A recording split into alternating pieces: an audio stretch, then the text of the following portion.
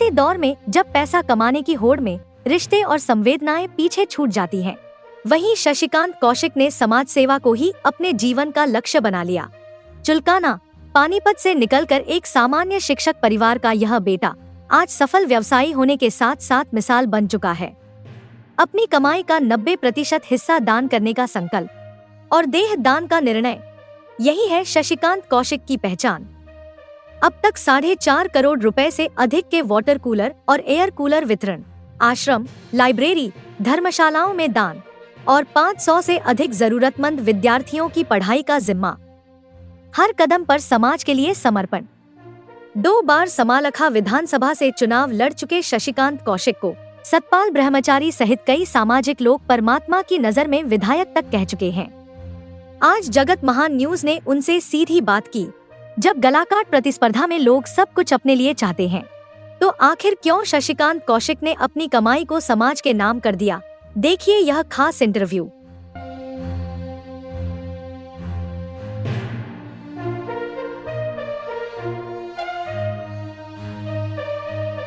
पंडित शशिकांत शर्मा जी, वास्तव में मुझे कहने में कोई संकोच नहीं है। आज हरियाणा में ऐसा दानवीर मुझे दिखाई नहीं देता कि जो हमेशा समाज के लिए कुछ न कुछ करते हैं। कुछ लोग नाम के लिए करते हैं, वो अपने समाज के लिए, अपने हित के लिए और 36 बिरादरी के लिए काम करने वाला व्यक्ति शशिकांत जी को भी मैं बधाई देना चाहता हूँ। नमस्कार साथियों, आप देख रहे हैं जगत महान न्यूज़ और मैं हूं आपके साथ तेजवीर सिंह। साथियों, आज हमारे साथ एक ऐसी हस्ती हैं जो कि समाज सेवा में, राजनीति में हर तरफ जो है इन्होंने परचम लहराया है, लेकिन आजकल ये अपनी समाज सेवा के कारण काफ़ी चर्चित हैं। इसलिए हम लोगों के दिमाग में भी कई तरह के सवाल घूमते हैं। तो आइए ये दूसरों के लिए किस तरीके से प्रेरणा स्रोत बन सकते हैं। हमारे साथ मौजूद हैं शशिकांत कौशिक जी, जो कि शशिकांत चैरिटेबल इंटरनेशनल ट्रस्ट के संचालक भी हैं और लगातार जो है पानीपत समालखा से राजनीति करते आए हैं, समाज सेवा करते आए हैं। आइए इनसे जानते हैं कि किस तरीके से ये पूरी तरीके से समाज सेवा की तरफ मुड़े हैं। शशिकांत जी, सबसे पहले आपका स्वागत है। नमस्कार। नमस्कार तेजवीर जी, आपका और आपके दर्शकों का नमस्कार। शशिकांत जी, आपके बारे में जो हमें अभी पता चल रहा है, क्योंकि समाज सेवा तो करते हम वर्षों से आपको देख रहे हैं, राजनीति भी आपको करते वर्षों से देख रहे हैं, लेकिन अचानक आपने देह दान का भी निर्णय लिया, प्रॉपर्टी भी काफ़ी आपने दान कर दी और अभी लगातार संतों के सानिध्य में आप रह रहे हैं। ये एकदम से बदलाव कैसे?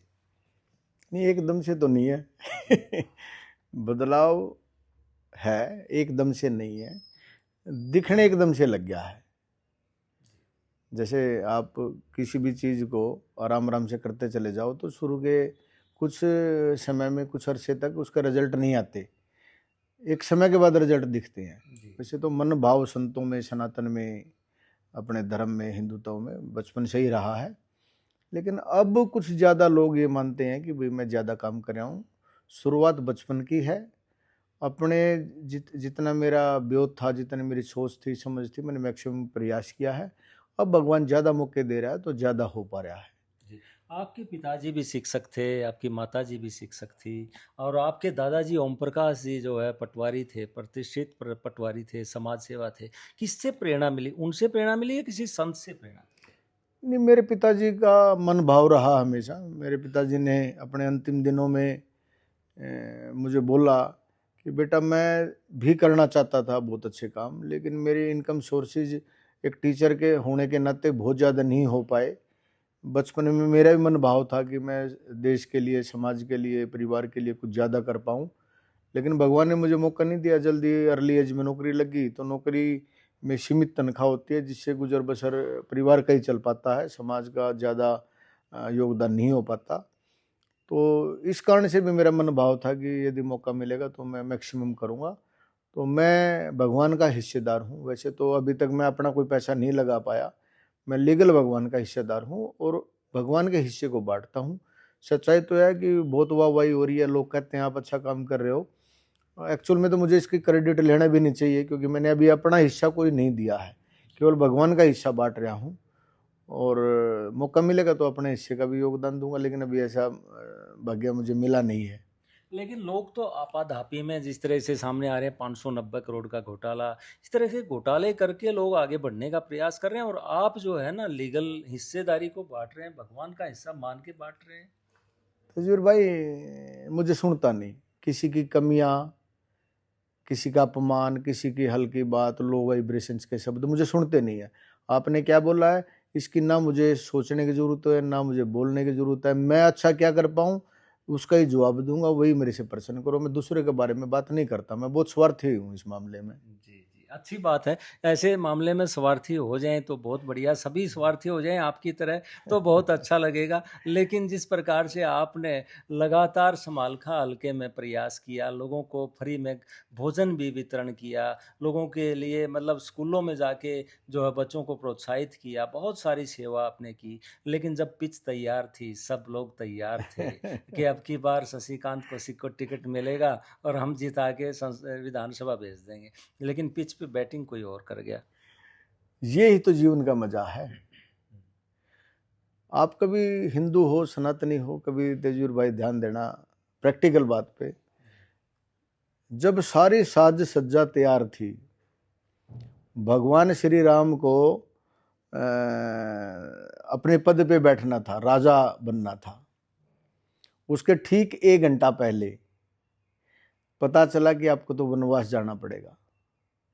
तो जब उनके पिता ने, भगवान श्री राम के पिता ने जब उनको बोला कि बेटा आपको वनवास चले जाना है, तो ये बोलते हुए उनके पिता के चेहरे पे भाव दुख के थे, परेशानी के थे, शब्द भी हल्के थे, बोल भी नहीं पा रहे थे। तो भगवान ने इतना सहज जवाब दिया था, कभी आप ध्यान दोगे, रामायण रामचरितमानस पढ़ोगे तो उन्होंने कहा केवल इतनी छोटी सी बात पिताश्री, इतनी छोटी सी बात पे आप सहज महसूस नहीं कर पा रहे हैं। 1 मिनट भी नहीं लगी और चेहरे पे मुस्कुराहट थी। तो मैं भगवान श्री राम का बेटा हूँ, उनका वंशज हूँ, मैं सनातनी हूँ, मैं हिंदू हूँ। यदि पिच तैयार थी और मुझे निकलना पड़ गया तो मुस्कुरा के आया हूँ। उस दिन भी 25 लाख रुपया दे के आया हूँ 1 घंटे में। आपको पता नहीं पता है, जिस दिन लोगों ने कहा आपकी टिकट है, मेरी टिकट कट गई, तो उसके 1 घंटा बाद हर गांव के दादा खेड़े को पैसे भिजवा के 25 लाख रुपए 1 घंटे में बांट के, और जब वहां से आया हूँ।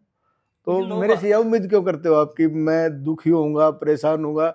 अब इन शब्दों को दूर करो। हर क्षण आपका, यदि आप जिंदा हो, स्वस्थ हो, तो हर क्षण आपके लिए बेहतरीन है। भगवान की इच्छा नहीं है तो उसको स्वीकार करना सीखो, उस पर रोना मत सीखो, उस पर प्रायश्चित मत सीखो। हो सकता है आपके लिए वो बेहतर हो, उस समय आपको ऐसा मन भाव बनाना पड़ेगा। तो मैंने उसी टाइम ये मन में आया कि यदि मुझे यहाँ जो भगवान ने मेरे साथ किया है इसमें मेरा कुछ बड़ा भला है, इसलिए मैं वहाँ एंजॉय करके खुश हो गए, 25 लाख रुपए देकर जब आया था वहाँ से। लेकिन पीछे हमने आपसे बात की थी तो आप कह रहे थे राजनीति से मन उठ गया। नहीं भाई, हर बारी मुझे मिले, बार बारी मुझे मिले, और भी तो हैं। सबको मौके मिलने चाहिए। पार्टी ने मुझे 2 बार मौका दिया। मेरे जिले में कभी किसी पार्टी ने, किसी पॉलिटिकल पार्टी ने कभी किसी नेता को, मतलब छोटी पार्टी है जैसे बहुजन समाज पार्टी है, उन्होंने भी किसी ब्राह्मण को मेरे जिले में, पानीपत जिले में किसी को टिकट नहीं दिया एमएलए का। और बीजेपी ने मुझे 2 बार टिकट दिया। तो यार मैं कैसे एहसान उतारूंगा बताना जरा, या मेरी कौम कैसे एहसान उतारेगी बीजेपी का, बताना जरा। लेकिन राम जी ने जो है ना आपके लिए माहौल तैयार किया, वह विपक्षी विधायक जो है ना अंदर चले गए अपने कारनामों के कारण। हाँ। और दूसरा कोई दावेदार बचा नहीं था, और दूसरी पार्टियां जीरो हो गई थी। तो ऐसे में ये हुआ, तो और ऐसे में आप लोगों को 25 लाख रुपए बांट के भी आए। तो जनता ने कहा नहीं कि अभी निर्दलीय लड़ लो जी, हम तो आपको बहुत कहा, विधायक मानते हैं। बहुत कहा, लेकिन मेरा क्या फर्ज बनता था बताना जरा। मेरा क्या फर्ज बनता था मेरी पार्टी के प्रति, आप सोच के बताओ तेजवीर भाई। मतलब पार्टी के प्रति समर्पण आपका आड़े आ गया, अन्यथा हाँ। पूरा हल्का आपके लिए तैयार खड़ा है। नहीं ठीक है, थोड़ा अपने आप को संभाल के भी रखना चाहिए। बहुत बार मोशन में, इमोशन में तारीफ होती है, कई बार सामने वाले का इमोशन अच्छा ना हो तो बेवजह बुराई भी होती है। तो इस भाव से भी थोड़ा बच के रहना चाहिए। कई बार भाव में बहुत ज़्यादा लोग साथ खड़े होते हैं, कई बार मिसअंडरस्टैंडिंग हो जाती है तो विरोध भी बहुत हो जाता है। इस भाव से भी मैं ऊपर रहता हूँ। तो टेम्परेरी यदि कोई मोह आ गई है, आपको कहती है ऐसा करो, तो उनको संभालने का फर्ज बनता है, उसके साथ चलने का फर्ज नहीं बनता। मैं बहुत पढ़ता रहता हूँ मैंने पहले के नेताओं में और अब के नेताओं में क्या फर्क हो गया है। अब नेता जो है कुर्ता पजामा पहन के चौक पे आके खड़े हो जाते हैं, और जहाँ भीड़ चल रही है उसके आगे जाके खड़े हो जाते हैं, और लोगों को लगता है कि भीड़ के आगे नेता हमारा। पहले ठीक रास्ता क्या है, नेता उस पर चलता था और भीड़ उसके पीछे इकट्ठी हो जाती थी, समय लगता था। तो मैं आज रूटीन के नेताओं की तरह नहीं हूँ कि चौक पे कुर्ते पजामे पहन के खड़े हो जाए, भीड़ आई तो आगे खड़े होकर लोग समझने लगे कि हमारा नेता आगे जा रहे हैं, हम पीछे हैं। ठीक रास्ता क्या है ये आपको डिसाइड करना पड़ेगा। हो सकता है वो मुश्किल हो सकता है वो अपमानजनक हो सकता है उसमें कोई नुकसान हो, लेकिन ठीक रास्ते पे ही चलना चाहिए। मुझे लगता है कि मेरा रास्ता ठीक चलने का, पार्टी का साथ देने का था, पार्टी के खिलाफ जाने का, इंडिपेंडेंट इलेक्शन लड़ने का नहीं था। इसलिए मैंने इलेक्शन छोड़ के पार्टी की सेवा की, पार्टी की मदद करी, जो मेरा फर्ज था वो मैंने निभाया। खैर, बीजेपी में आप जैसे समर्पित सिपाही बहुत सारे दिखाई देते हैं, और बहुत सारे ऐसे लोगों को हमने ऐसा भी देखा है कि वो वर्षों से काम करते रहे पार्टी के लिए, और पार्टी ने बाद में बहुत बड़ा सम्मान भी दिया है। तो ऐसा कई बार देखने को मिलता है। लेकिन आपके अंदर जिस प्रकार से धैर्य जो है, ये कहाँ से पैदा हुआ? पिताजी से, माताजी से, या फिर किसी गुरुजन से? क्योंकि आजकल तो आप संतों के बीच में रहते हो, आपने तो पूरे हिंदुस्तान के संत सोनीपत में बुला दिए थे। मेरी औकात है कि यार संतों को बुलाना, मैं कुछ तो संतों का आपके अंदर आशीर्वाद होगा ही, लेता कुछ तो हूँ। आपके अंदर होगा ही। इस गलतफहमी में कभी नहीं रहना तेजवीर भाई। एक अक्षर में जीवन बदलता है। मैंने एक अक्षर में लोगों का जीवन बदलते देखा है। हीरो से जीरो और जीरो से हीरो। मैंने बहुत नेता ऐसे देखे हैं कि लोग कहते हैं कि इनका काम निमिट गया भाई, ये जीरो हो गया भाई, ये बर्बाद हो गया भाई, और अगले ही सीजन में वो मंत्री संतरी बने मिलते हैं। और जो आज मंत्री संतरी हैं वो अहंकार के कारण अगली बार कुछ नहीं मिलते, टिकट भी कट जाती है, जमानत भी जब्त हो जाती है, हार भी जाते हैं। तो इस अहम के भाव से बचना चाहिए। जैसा समय है उसको सहज भाव से, सम्मान के भाव से, प्यार के भाव से सबको साथ लेके चलना चाहिए, मेरा ये मानना है। सोनीपत से लेकर पानीपत तक लोगों के दिलों में आपने जगह बना ली है अपनी समाज सेवा के कारण, जो आपका सहज भाव है। अभी मैं भी आपके पास आया तो आपने सीधा नाश्ते की टेबल पे बुला लिया। तो ये आपका सहज भाव नहीं तो एक लोग लेवल बना लेते हैं, एक प्रोटोकॉल बना लेते हैं, लेकिन आपने बिल्कुल कोई प्रोटोकॉल और ये कोई क्या इस हुआ तरह है? से कोई चीज़ है ही नहीं ये कोई, मतलब। मैं तेजवीर भाई, मैं आपके घर जाऊंगा और आप नाश्ता करने लग रहे हो, आप मुझे बोलोगे नहीं भाई खाना खा ले, नाश्ता कर ले। लोगों ने लेवल बना रखे हैं। अब ये लेवल ही कुछ नहीं होता। ये जिसने अपना लेवल खराब करना हो वो लेवल बनाता, मैं लेवल ही नहीं बना रहा। मैं कई बार, बड़े अच्छे उदाहरण होते हैं मेरे पास मेरे जीवन के। एक संत ने कई बार जो है मुझे समझाया, बताया लोगों के हिसाब, जैसे आप मेरे भाई के तो आप मुझे लाड करते हो इसलिए ऐसे प्रश्न आप कर रहे हो। तो उसने कहा कि बैठना जमीन पे ही चाहिए, फिसलने का डर नहीं, ऊपर से गिरने का डर नहीं। तो यदि आपने किसी के को सम्मान देना तो उससे नीचे होकर बैठ जाइए। वो कुर्सी पे बैठे, आप जमीन पे बैठ जाइए। जमीन पे बैठने का कितना बड़ा फायदा, आप रिपट के नहीं गिरोगे। भाई बेड पे बैठे हो, सोफे बैठे हो तो चांस ही जाएगी आप गिर सको, नीचे जमीन से नीचे कहीं गिर ही नहीं सकते। तो ये कुछ लेवल नहीं होता तेजवीर भाई। मैंने जीवन को बहुत नज़दीकी से देखा है, समझने का प्रयास भी किया है। जितना सहज और जितना छोटा बन के रहोगे उतनी प्रसिद्धि, उतना प्यार, उतना सम्मान बढ़ता घटता नहीं है। तो हम ऐसा क्यों ऐसा करें कि कल भाई हम इस लेवल के चक्कर में अपना लेवल उतरवाते फिर हम लगाते ही नहीं, हम सबसे नीचे हैं, सबके लेवल हमारे से ऊपर, हम ये मान के चलते हैं जी। देखिए, वैसे तो आप दिलों में विधायक के रूप में या एक सामाजिक नेता के रूप में, व्यक्ति के रूप में समाये हुए हैं, लोगों के दिलों में हैं। लेकिन आगे शशिकांत कौशिक किस प्रकार से आगे बढ़ेंगे? क्या राजनीति, सामाजिक और सभी को साथ लेके चलेंगे? कैसे आगे? तेजवीर भाई, मेरी नीयत है पद्मश्री लेने की। पद्मश्री लेने के लिए जो सद्कार्य समाज निर्माण करना चाहिए वो मैं लगा हुआ हूँ। और मरने से पहले मुझे भारत रत्न चाहिए। मेरी ज़िंदगी के गोल मकसद ये हैं। 5 साल में मुझे पद्मश्री कैसे मिले, 10 साल में मुझे पद्म भूषण कैसे मिले, और 15 साल में मुझे भारत रत्न कैसे मिले, मैं कर्म वो करने लग रहा हूँ।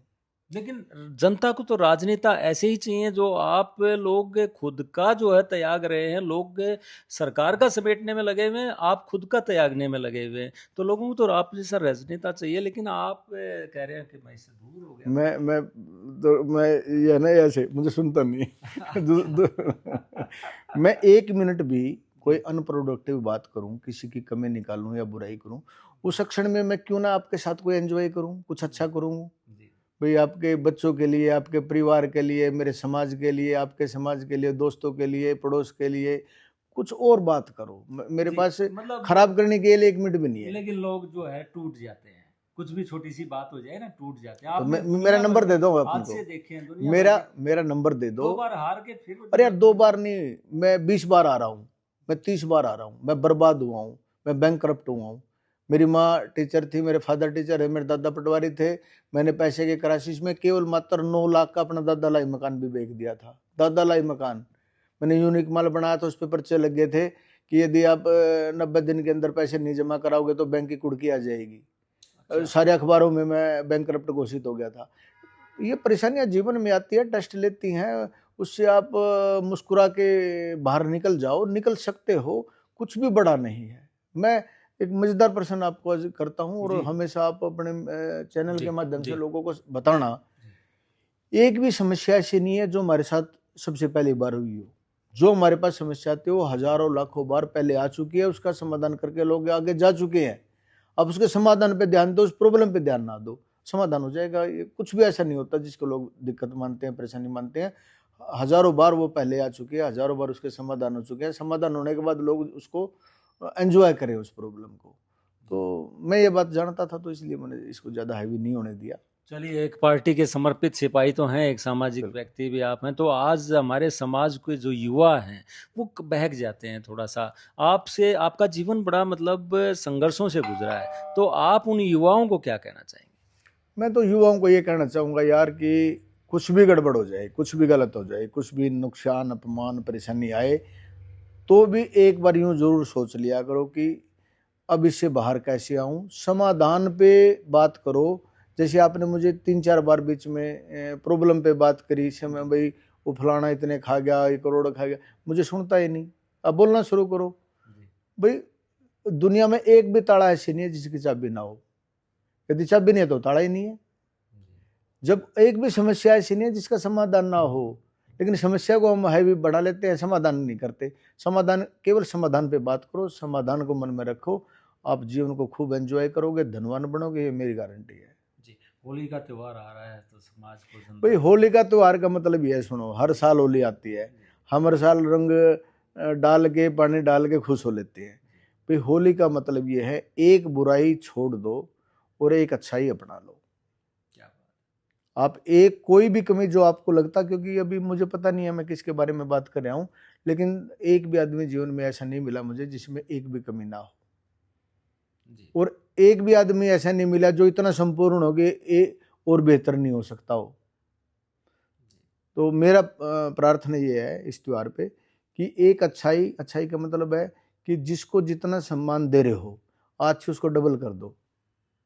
आप अपने माँ बाप को जितना समय देने लग रहे हो, उसको डबल समय दे दो। आप दोस्तों को नमस्ते करते हो, डबल शुरू कर दो। जितना प्यार करते हो, प्यार डबल कर दो। सम्मान देते हो, सम्मान डबल कर दो। अगले होली से पहले जो है ना, मैं गारंटी देता हूँ, आपका धन, आपका सम्मान सैकड़ों गुना बढ़ेगा। आप 2 गुना बढ़ाओगे तो 100 गुना बढ़ेगा। मैं देख रहा हूँ, मैं जितना बांटता हूँ उसका 100 गुना बढ़ रहा है। तो सबका बढ़े, मेरे अकेले का क्यों? सबका मेरा अकेला क्यों नहीं, तो मैं सबका। उसको देखा आपने, शशिकांत कौशिक किस प्रकार से समाज के लिए प्रेरणा स्रोत बने हुए हैं, और इसीलिए हम आज इनसे इन चीज़ों पे बात करने भी पहुंचे थे। कुछ नेगेटिव बातें हमने की, लेकिन इन्होंने उनको भी पॉजिटिव उसमें वे में मोड़ दिया। और जिस प्रकार से लोग हार मान जाते हैं, जिस तरह की घटनाएं कल हमने देखने को मिली, मुख्य सचिव की किसी एक व्यक्ति ने सुसाइड किया, और बहुत सारे लोग हैं जो हार जाते हैं जीवन से, लेकिन उनसे प्रेरणा लेनी चाहिए शशिकांत कौशिक जी से, जो लगातार जो है पॉजिटिव बने हुए हैं और समाज की सेवा कर रहे हैं। और जो लोग जो है पैसा कमाने और जोड़ने में लगे हुए हैं, उनके लिए भी ये प्रेरणा स्रोत हैं कि किस प्रकार से ये काम कर रहे हैं। देखते हैं आने वाले समय में जनता और जो इनकी उम्मीदें हैं, जो इन्होंने सपने देखे हैं कि सर्वोच्च सम्मान जो है इन्हें मिले, हम तो दुआ करते हैं कि ज़रूर जो है वो सर्वोच्च सम्मान शशिकांत कौशिक जी को मिले, क्योंकि ये कार्य ही कुछ इसी प्रकार से कर रहे हैं। आगे भी हम इनसे बात करते रहेंगे। जगत महान न्यूज़ के लिए सोनीपत से तेजवीर सिंह, नमस्कार। नमस्कार।